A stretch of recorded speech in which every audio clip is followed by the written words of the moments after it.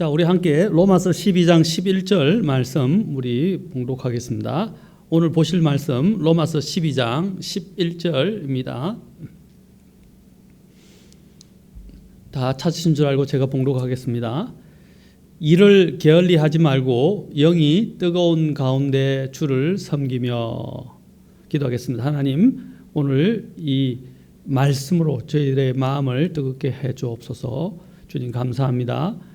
온전히 주님께 의탁하며 우리 주 예수 그리스도의 귀하신 존함을 받들어 기도합나이다. 아멘.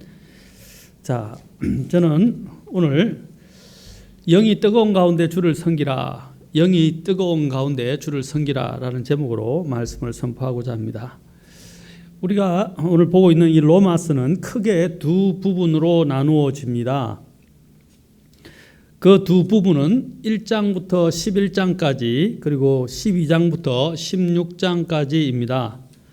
전반부 1장부터 11장까지는 기독교의 교리적인 부분을 다루고 있습니다. 엄밀하게 이야기하면 9장부터 또 11장은 좀 더 경륜에 관련된 내용을 다루고 있습니다. 후반부에 나오는 12장부터 이제 16장까지는 주로 이 교리에 관련해서 이제 이 교리를 가지고 실행하는 내용을 담고 있습니다. 어떻게 우리가 이 교리를 가지고 살아야 할 것인가 하는 부분을 다루는 것이죠. 곧 예수님을 믿은 사람이 어떻게 신앙생활을 해야 할 것인가에 대해서 이야기해 주고 있습니다. 예수님을 구주로 믿은 사람은 예수님을 단지 구원자, 구주로만 모신 것이 아니라 그때 그는 주로 모시는 것입니다. 다시 말해서 주님 또는 주인으로 모신 것입니다. 그러므로 그분을 잘 우리는 섬겨야 합니다. 오늘 본문의 말씀처럼 이를 게을리하지 말고 영이 뜨거운 가운데 주를 섬기며 라고 말씀하고 있습니다. 그동안 우리 한국 교회와 성도님들은 매우 열심히 있는 것으로 정평이 나와 있습니다. 그러나 이제는 더 이상 그런 것 같지 않습니다. 지금 한국 기독교는 두 가지 문제를 안고 있습니다. 첫째, 진리의 말씀에 기초하지 않고 종교적이고 기복적인 성향이 강하며 그 다음에 또한 너무 감정적이라는 것입니다. 여기서 영이 뜨거운 가운데 주를 섬기다는 것은 감정을 말하는 것이 아닙니다.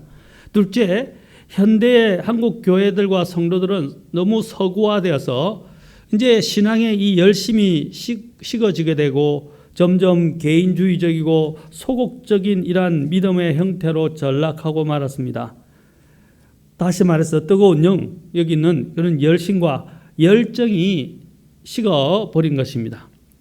정규 집회를 해도 사람들이 잘 모이지 않고 주의를 지키는 일에도 소홀해져 있고 또한 말씀 생활이나 기도 생활이나 예배 생활이 느슨해져 있고 또 교회와 하나님의 사역과 복음을 전하는 일, 구령의 관심과 그 열정이 식어지고 있다는 것입니다. 또 영혼을 사랑하고 배려하고 돕고 격려하고 이끄는 이러한 일에 있어서도 개인주의적인 이런 여러 가지 경향으로 인해서 다른 사람들을 돌아보지 않고 자기만을 생각하는 그러한 형태로 나아가고 있습니다. 지금 중국이나 아랍권의 지하교회나 가정교회 혹은 제3세계의 크리스찬들의 이 영이 더 뜨겁게 지금 하면서 믿음 때문에 싸우고 있고 주님을 목숨을 걸고 싸우려고 또 믿음을 지키려고 고군분투하고 있다는 것을 우리는 알아야 합니다. 사탄은 바로 우리의 이런 편안한 생활을 통해서 우리를 사용하는 것입니다. 우리를 이용하는 것입니다. 또 우리를 유혹하고 우리의 믿음을 타락시키는 것입니다. 왜 우리는 영이 뜨거운 가운데서 주를 섬겨야 합니까? 왜 우리는 영이 뜨거운 가운데 주를 섬겨야 합니까? 첫째, 그것은 우리가 받은 사랑 때문입니다. 우리가 받은 사랑 때문입니다. 우리가 받은 사랑, 그 사랑이 얼마나 큰지 한번 생각해 보십시오. 하나님께서 요한복음 3장 16절에서 하나님께서 세상을 이처럼이라고 말씀하셨어요. 이처럼 이라고 말씀하고 있다는 것입니다. 그 이처럼이는 무엇입니까? 그 뒤에 바로 자신의 독생자를 주시기까지, 독생자를 우리를 위하여 내어주시기까지 우리를 사랑하셨다는 것입니다. 우리가 받은 사랑을 생각해 보십시오. 또 요한 1서 3장에서도 또 우리에게 말씀합니다. 요한 1서 3장 우리가 보면 3장 1절에서 이렇게 말합니다. 보라, 아버지께서 어떠한 사랑을 우리에게 베푸사 우리가 하나님의 아들들이라 불리게 하셨는가. 보십시오. 어떠한 사랑을 베푸셨나 이렇게 말하고 있습니다. 이 사랑은 말로 형용할 수 없을 만큼 어마어마한, 정말 너무 크고 위대한 사랑이라는 것입니다. 이것은 말로 이야기할 수, 형용할 수 없는 그런 큰 사랑을 우리에게 베푸셨다고 말하고 있습니다. 또 히브리서에서도 뭐라고 그랬습니까? 우리가 이처럼 큰 구원을 소홀히 여기면 이라고 말하고 있습니다. 큰 구원을 소홀히 여기면 이라고 말하고 있어요. 그것을 또한 우리가 받은 이 구원이 얼마나 크고 위대한지에 대해서 이야기해 주고 있다는 것입니다. 자, 우리가 받은 사랑, 그것은 너무 크고 너무 위대해서 우리가 말로 형언할 수 없습니다. 주님께서는 우리 같은 죄인을 먼저 사랑하셨어요. 우리가 사랑한 것이 아니라 하나님께서 먼저 우리를 사랑하셨습니다. 그것이 바로 사도 요한이 요한서신에서 이야기하고 있는 것입니다. 그분께서, 우리가 그분을 먼저 사랑한 것이 아니요, 그분께서 우리를 먼저 사랑하셨다라고 요한서신에서 말씀하고 있습니다. 주님께서는 정말 이해할 수 없는 넘치는 사랑을 우리에게 부어 주었습니다. 사도 바울은 고린도 교회에 쓴 편지에서 그렇게 그가 애쓰면서 주님을 위해 수고하는 이유에 대해서 그는 이렇게 말합니다. 고린도후서 5장 14절 보실까요? 고린도후서 5장 14절. 자, 여기는 이렇게 기록되어 있습니다.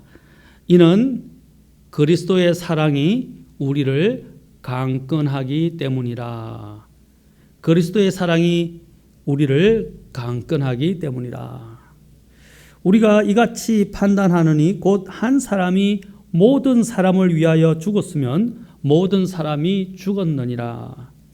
여기서 강건하다라는 단어는 바로 아주 강하게 그렇죠? 붙들고 막 이렇게 우리로 하여금 동기를 부여하고 또 자극한다는 뜻입니다. 그렇죠? 자, 이 강건하다. 그리스도의 사랑이 우리를 붙잡아서 우리를 자극하고 우리로 하여금 동기를 심어주고 우리로 하여금 더 앞으로 나아가도록 만드는 그런 힘이 있다는 것을 말해주는 것입니다. 그 사랑이 우리의 마음에 들어오면 그것은 이제 우리 마음속에서 역사해서 우리를 변화시킬 뿐 아니라 우리의 마음을 뜨겁게 하여 하나님을 저절로 섬기도록 만들게 된다는 것입니다. 여러분, 자판기 아시죠? 자판기에다가 동전을 넣으면 어떻게 됩니까? 넣으면, 그리고 버튼을 누르면 어떻게 되죠? 그냥 그 자판기에 그 상품이 바로 나옵니다. 그렇죠? 나오게 돼 있잖아요. 돈을 넣었으니까 나오는 것은 당연한 것입니다. 마찬가지입니다. 하나님의 사랑이 우리 마음속에 들어오게 되면 우리는 저절로 우리의 마음속에서 뜨거움이 일어나게 되고 섬김이 일어나게 됩니다. 여러분, 우리가 컴퓨터도 알지만 컴퓨터 때 가장 중요한 장치가 뭡니까? 여러 장치가 있지만 CPU 아닙니까?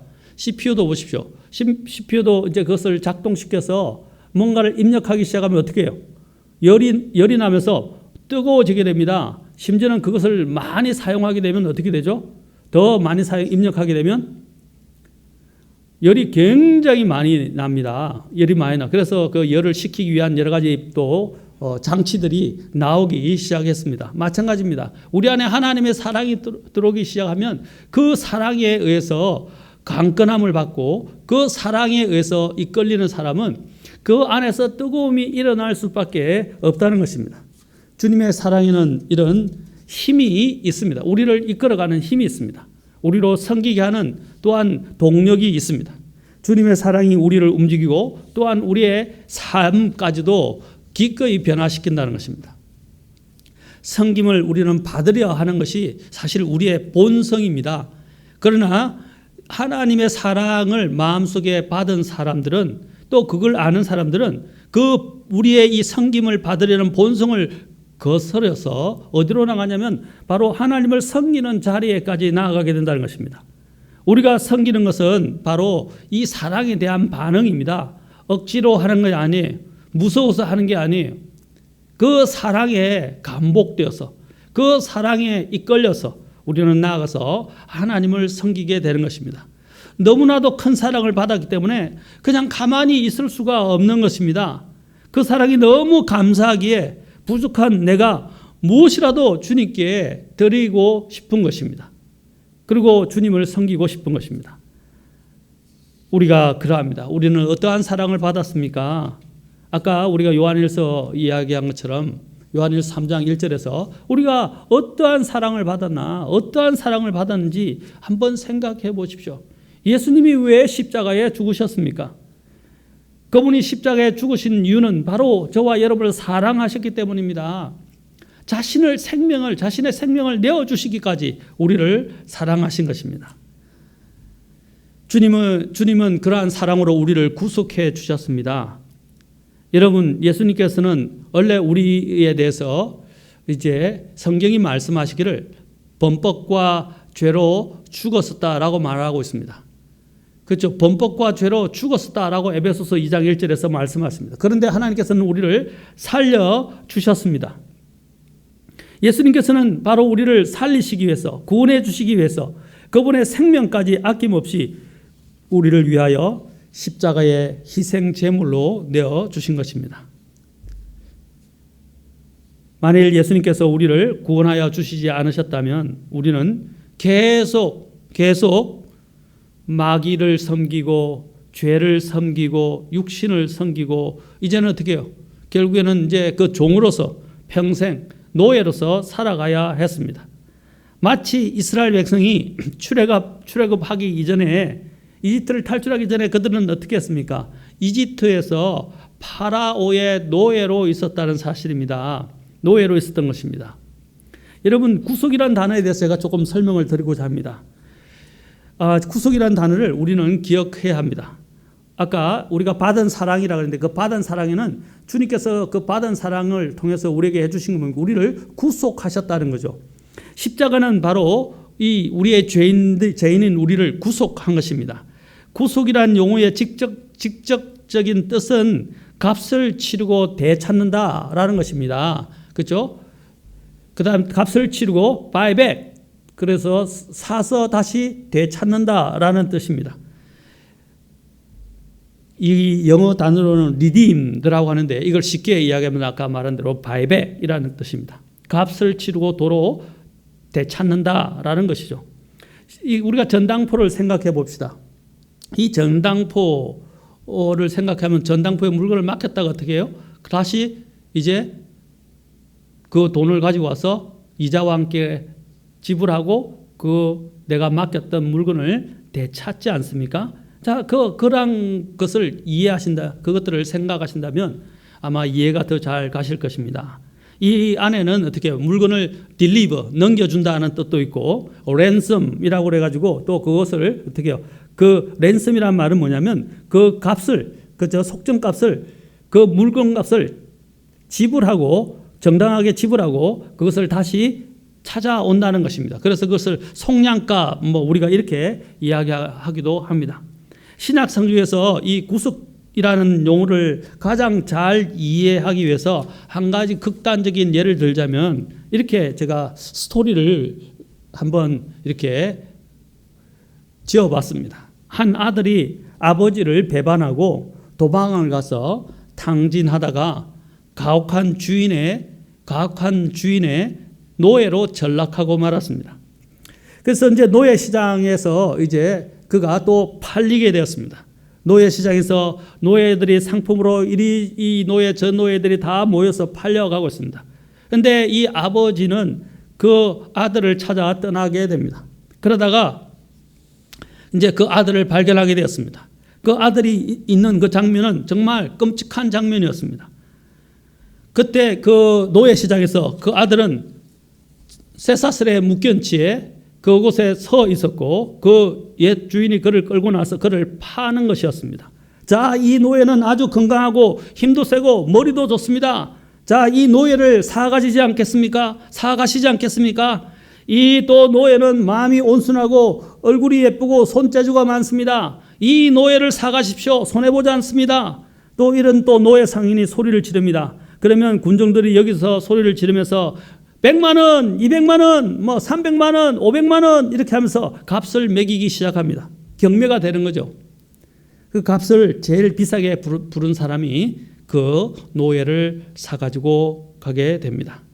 아버지는 그 노예 시장에서 노예가 된 그 아들을 보고 자신의 전 재산을 지불하여 그 노예가 된 아들을 사들여서 그의 신분, 또 그를 완전히 이전의 상태로 회복시켜 준 것입니다. 이것이 바로 구속을 의미하는 좋은 아름다운 이야기라고 할 수 있을 것입니다. 이처럼 범죄로 인해서 죄와 사탄과 죽음의 노예가 된 저와 여러분을 하나님께서는 그렇게 비싼 값을 치르셔서 그 마귀의 노예 시장에서 사들여서 그분의 바로 집으로 우리를 데려가셨다는 사실입니다. 그래서 에베소서 2장에 보면 뭐라고 그래요? 1장에도 나오고 2장에도 나오지만 우리를 주님께서 어떻게 하셨어요?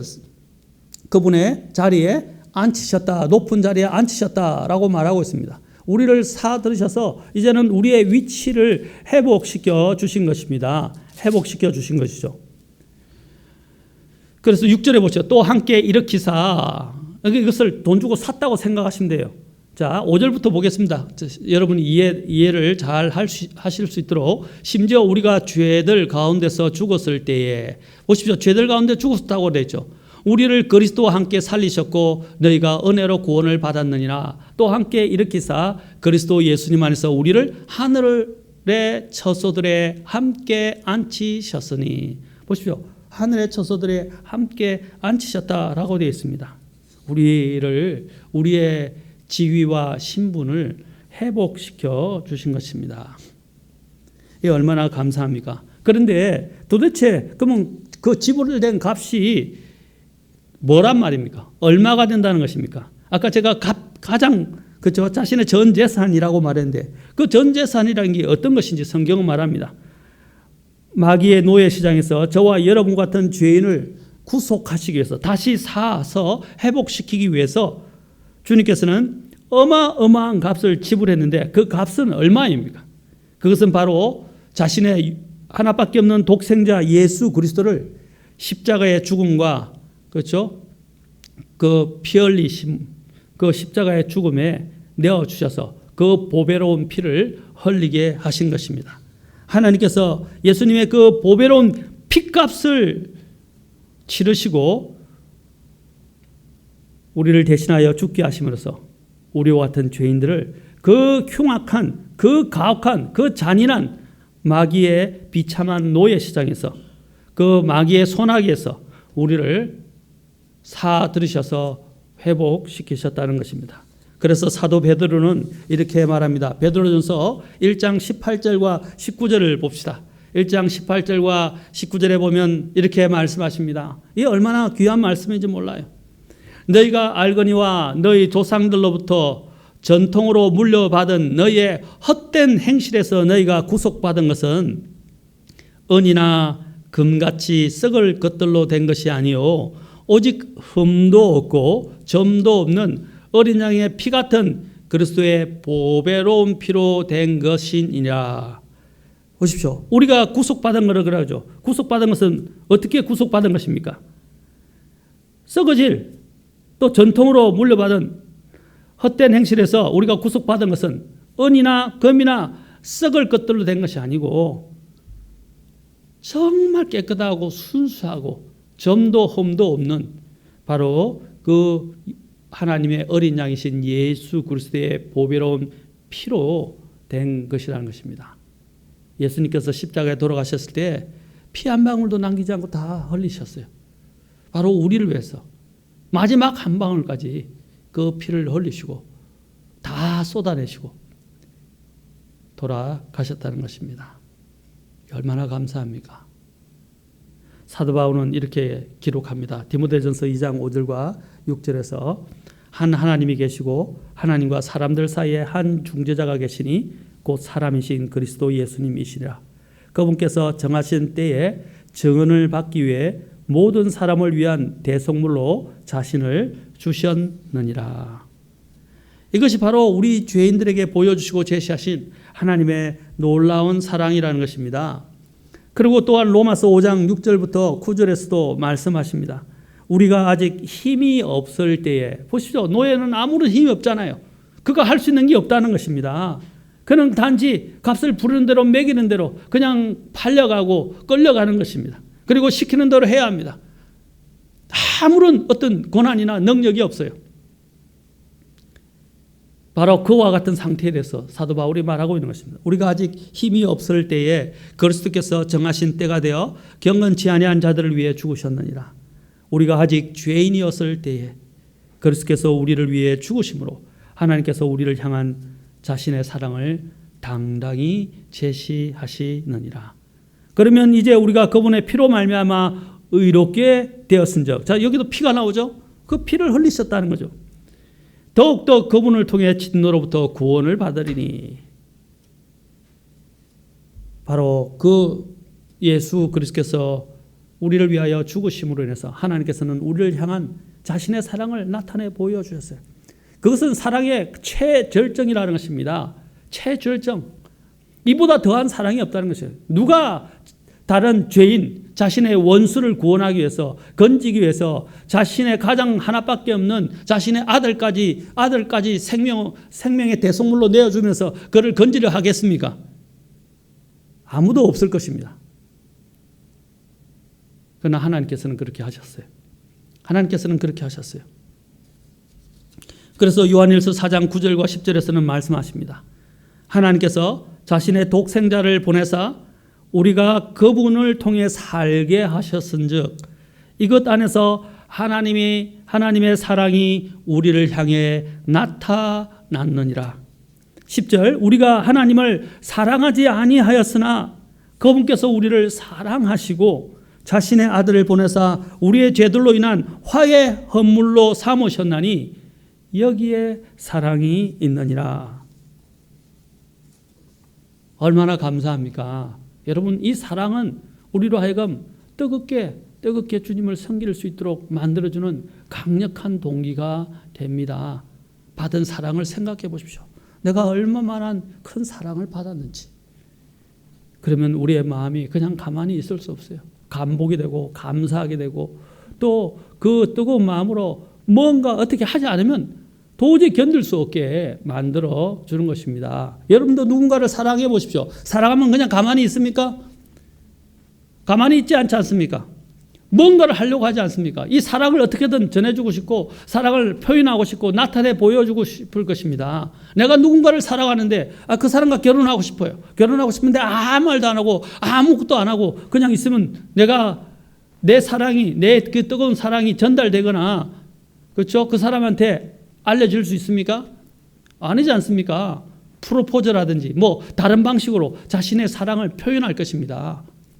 그래, 프로포즈 같은 경우를 해서 어떻게 해요? 이제 내 사랑하는 사람이 나와 함께 평생 해 주십시오 하고, 그렇죠? 제안하는 거 아닙니까?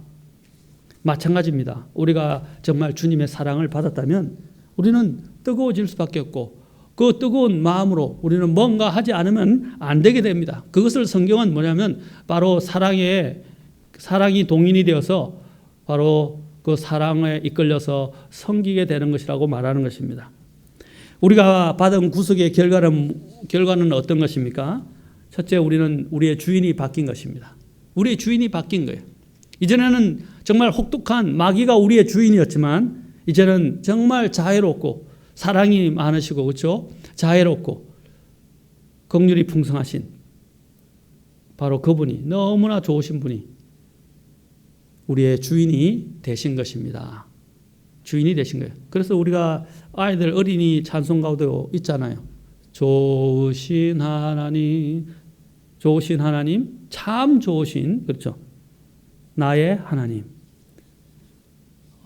참 좋은 주인을 만나는 건 참 좋은 것 같아요. 저도 전세살이, 월세살이를 많이 해봤는데 전세살이 같은 걸 해보십시오. 그 주인이 어떠냐에 따라 참 많이 달라지게 됩니다. 또 정말 까다롭고 골치 아픈 주인을 만나가지고 고생도 했었어요. 심지어는 법정에까지 가고 고소, 고발까지 일어날 수 있는 그런 일들도 생기기도 했었습니다. 그러나 좋은 주인을 만나니까 얼마나 좋은지, 이전에 한번 교회에서 할 때 교회를 옮겼는데 그 주인이 얼마나 좋은지 세를 7년 동안 올리지를 않았어요. 세를 7년 동안 올리지를 않았고 심지어는 명절 때가 되면 오히려 격려를 하면서 배상자, 사과 상자를 주는 거예요. 우리에게 이렇게 세를 주고 세를 올리지 않은 것도 너무 감사한데 세상에 명절만 되면 사과나 배 상자를 주는 거예요. 그러면서 하는 말이 빨리 더 부흥해서 이제 교회, 또 독립적인 그런 교회를 가지셔야 되겠죠. 라고까지 격려하시는 거예요. 그런데 예수님을 안 믿는 분이었어요. 얼마나 감사한지. 그 이전에는 그 잘못된 주인을 만나가지고 심지어는 나오면서 모다 하나 박았던 것들, 그래서 벽이 깨졌던 것들, 그걸 다 계산해가지고 일일이 다 값을 지불해야 했습니다. 얼마나 마음고생을 많이 했는지 모릅니다. 좋은 주인을 만나는 건 이렇게 좋은 것입니다. 마귀는 정말 가혹하고 혹독한 주인입니다. 그러나 우리 좋은 주인이신 주님께서 우리를 사랑하셔서 우리를 불쌍히 여기셔서 우리에게 긍휼을 베푸사 우리를 사들이신 것입니다. 두 번째로 또한 구속의 결과는 우리의 주인이 바뀐 것뿐 아니라 심지어는 주님께서 우리를 자유롭게 해주셔서 우리의 신분이 바뀐 것입니다. 신분이 바뀐 거예요. 이제는 종에서 어떻게 된 것입니까? 아들이 된 것입니다. 아들이 된 것입니다. 얼마나 감사합니까? 나는 그 아들이라 불릴 자격이 없는 자예요. 이전에 그 아버지였던 분을 나는 배반하고 떠나서 모든 재산을 탕정한 그런 죄인이었어요. 아들이라 불릴 만한 자격이 없는 자입니다. 그런데도 하나님께서는 우리를 사랑하셔서 그 아들의 지위를 회복해 주셨습니다. 그래서 아까 요한일서 3장 1절에서 뭐라고 말했습니까? 하나님께서 우리에게 어떠한 사랑을 베푸사 뭐라고 그랬어요? 어떠한 사랑을 베푸사 그 뒤에 뭐라고 되어 있습니까? 하나님의 아들들이라 불리게 하셨는가? 하나님의 아들들이라 불리게 하셨는가? 사실 우리가 이거 받을 수 없는 거죠. 우리가 받을 수 없는 것을 하나님은 받게 하셨습니다. 3장 1절에서 그렇죠. 우리가 하나님의 아들들이라 불리게 하셨는가? 또 3장 2절 사랑하는 자들아 이제 우리는 하나님의 아들들이니라. 세 번째로 우리의 구속의 결과 우리는 어떻게 되었습니까? 우리의 혹독한 주인의 말로 할 수 없는 억압과 노역의 고통에서 우리는 해방되었습니다. 이 말은 뭡니까? 자유롭게 되었다는 것입니다. 자유의 종이 되었다는 거죠. 여러분 자유가 얼마나 소중한 것이 아닙니까? 많은 사람이 이 자유를 위해서 싸워서 죽은 사람도 많습니다. 6.25 동란이 왜 일어났습니까? 그 우리의 자유, 우리에게 있는 이 자유를 지키기 위해서 수많은 사람들이 와서 수많은 국가에서 와서 연합군들이 와서 목숨을 바쳤지 않습니까? 그래서 우리가 지금 이러한 자유를 누리고 있는 것입니다. 바로 예수님께서 우리에게 이러한 자유를 주시려고 이 땅에 오셔서 우리를 대신하여 자신의 목숨을 내어주셔서 그분이 해주신 그 놀라우신 일들로 인해서 우리가 지금 이런 자유들을 구가하고 있는 것입니다. 얼마나 감사합니까? 여러분 자유를 한번 빼앗겨 보십시오. 특히 남자들은 군대를 가는데 군대 가면 자유가 속박당합니다. 우리 때 제가 군에서 복무할 때는 정말 힘들었습니다. 물론 저 앞에 있는 선배들은 더 힘들었겠죠. 그런데 제가 있을 때는 정말 구타도 있었고 정말 여러 가지 말 못할 억압들이 많이 있었습니다. 심지어는 너 지금 집에 보내준다면 포복해서라도 집에 갈래? 제가 강원도에서 근무했는데 집이 부산 쪽에 있어요. 근데 제가 뭐라고 하냐면 네 가겠습니다 이렇게 이야기하는 거예요. 포복을 해서라도 집에 가고 싶다는 거예요. 왜냐하면 그만큼 군대 생활이 힘드니까. 해방된다는 것은 얼마나 감사한 일인지 모릅니다. 많은 사람들이 자유를 찾아서 떠났습니다. 우리가 알고 있는 청교도들이 영국에서 그렇죠? 떠나서 미국으로 향하게 된 것이 무엇입니까? 메이플라워를 타고 그들이 미국을 향해서 신대륙을 향해서 나아가게 된 이유가 무엇입니까? 자유 때문이었습니다. 자유와 함께 또한 신앙의 자유 때문이었다는 사실입니다. 여러분, 주님께서는 우리에게 자유를 주시려고 우리를 위해서 십자가에서 돌아가신 것입니다. 감사하지 않습니까? 우리는 주인이 바뀌었고 우리의 이제 신분이 바뀌었고 이제는 우리에게 자유 허가증이 우리에게 주어진 것입니다. 그래서 사도 요한은 이제 이 하나님이 주신 것들로 인해서 너무 감사해서 이렇게 기록하고 있습니다. 요한계시록 5장에 보십시오. 여러분 하늘에 올라가서 이제 수많은 무리들이 주님께 노래를 부릅니다. 노래를 부르는데 뭐라고 부르는지 한번 보십시오. 뭐라고 부르는지 이제 하나님께 영광을 돌립니다. 너무너무 감사해서 로마서 6장 6장에서는 뭐라고 그랬습니까? 5장, 6장, 7장에서는 우리가 죄로부터 해방되었다. 또 로마서에서 계속 말하고 있는 우리는 또 율법으로부터 해방되었다라고 이야기하고 있는 것입니다. 우리는 해방되었다고 자꾸 그 표현을 쓰고 있어요. 자유로워졌다고 말하고 있습니다. 요한계시록 5장에 보십시오. 이제 사도 요한은 하늘에서의 장면을 이렇게 표현하고 있습니다. 5장 9절부터 12절 중에서 이제 보겠습니다. 그들이 새 노래를 불러 이르되 주께서 그 책을 취하시고 그 책의 봉인들을 열기에 합당하시나이다. 주께서 죽임을 당하시고 주의 피로 모든 족속과 언어와 백성과 민족 가운데서 우리를 구속하사 하나님께 드리셨으며 또 우리 하나님을 위해 우리의 신분이 바뀌었죠. 아들뿐 아니라 또 왕과 제사장으로 삼으셨으니 우리가 땅에서 통치하리이다 하더라. 또 내가 보고 왕자와 짐승들과 장로들을 둘러싼 많은 천사들의 음성을 들었는데 여기 있는 장로들이 누구입니까? 바로 교회를 대표하는 자들입니다. 그들이 뭐라고 그랬습니까? 그들의 수가 만만이여 천천히더라. 5장 12절 같이 읽겠습니다. 자, 시작. 그들이 큰 음성으로 이르되 죽임을 당하신 어린 양께서 권능과 부와 지혜와 힘과 존귀와 영광과 찬송을 받기에 합당하시도다. 보십시오. 모든 영광을, 그렇죠? 권능, 부, 지혜, 힘, 존귀, 영광, 찬송을 다 하나님께 돌려드리는 것입니다. 왜 그렇습니까? 하나님께서 우리를 구속하셨기 때문입니다. 주님께서 우리를 구속하셔서 사들으셨기 때문에 이제 우리는 우리의 것이 아니라 사실 주님의 것입니다. 우리는 이제 우리를 값주고 사신 그분을 위해서 이제 살아야 합니다. 그래서 고린도전서 6장 19절과 20절에서 이렇게 말씀하셨습니다. 자, 이것도 같이 한번 읽고 오늘 정리하겠습니다. 고린도전서 6장 19절 20절 보십시오. 도대체 무슨 말이냐? 너희 몸이 너희가 하나님에게서 받은 바 너희 안에 계신 성령님의 전인 줄을 너희가 알지 못하느냐? 너희는 너희 자신의 것이 아니니. 너희는 너희 자신의 것이 아니니 주께서 값을 치르고 너희를 사셨느니라. 값을 치르고 너희를 사셨느니라.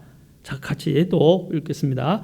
그런즉 하나님의 것인 너희 몸과 너희 영으로 하나님께 영광을 돌리라. 제가 그랬죠. 우리가 왜 하나님을 뜨겁게 섬겨야 합니까? 영이 뜨거운 가운데 그분을 섬겨야 합니까? 우리가 받은 사랑 때문입니다. 그분이 우리를 구속해 주셨기 때문입니다. 그래서 우리를 구속하셔서 아까 이야기한 대로 우리를 어떻게 해주셨다 그랬어요? 주인이 바뀌고 우리의 또한 신분이 바뀌고 심지어는 우리가 자유를 구하게 됐다는 것입니다. 이제 우리가 그 사랑을 안다면, 하나님이 우리에게 베푸신 그 사랑을 안다면 우리의 마음은 뜨거워질 수밖에 없습니다. 늘 감사할 수밖에 없어요. 그래서 감복해서 그분을 섬기지 않으면 정말 배길 수 없게 되는, 도저히 가만히 있을 수 없는 상황이 되는 것입니다. 연애하는 사람들이 여러분 다른 사람에게 마음을 빼앗기고 또 그 사람을 계속 사랑하게 되면 어떻게 됩니까? 그냥 가만히 안 있잖아요. 어떻게 쓰든 조금의 기회가 생기면 만나든지 말을 걸어보든지 또 그 사람과 함께 있을 어떤 계기들을 만들려고 얼마나 부단히 노력하겠습니까? 내 마음에 전달되게 하려고.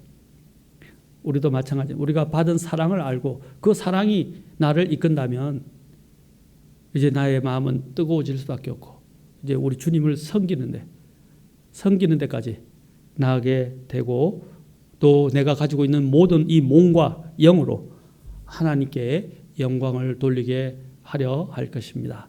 사랑하는 성도 여러분, 주님께 받은 사랑을 한번 생각해 봅시다. 얼마나 큰 사랑을 받았는지, 얼마나 감사한지. 그러면 우리는 아마 우리의 신앙생활은 뜨거운 가운데서 주님을 기꺼이 나아가서 섬기는 자리에까지 나아가게 될 것입니다. 기도하시겠습니다. 하나님 아버지, 오늘 저희들을 인도하여 이끌어 주신 것 감사합니다. 주님 모든 영광을 받아 주옵소서. 그리고 우리 안에 하나님께 받은 사랑을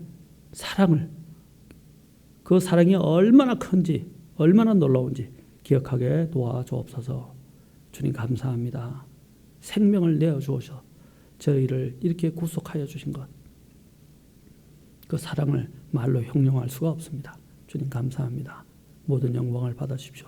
제가 더 이제부터는 정말 더 주님을 섬기는 자리에까지 적극적으로 나아가기를 원하오니 받아 주옵소서. 예수 그리스도의 귀하신 조남을 받들어 기도합나이다. 아멘.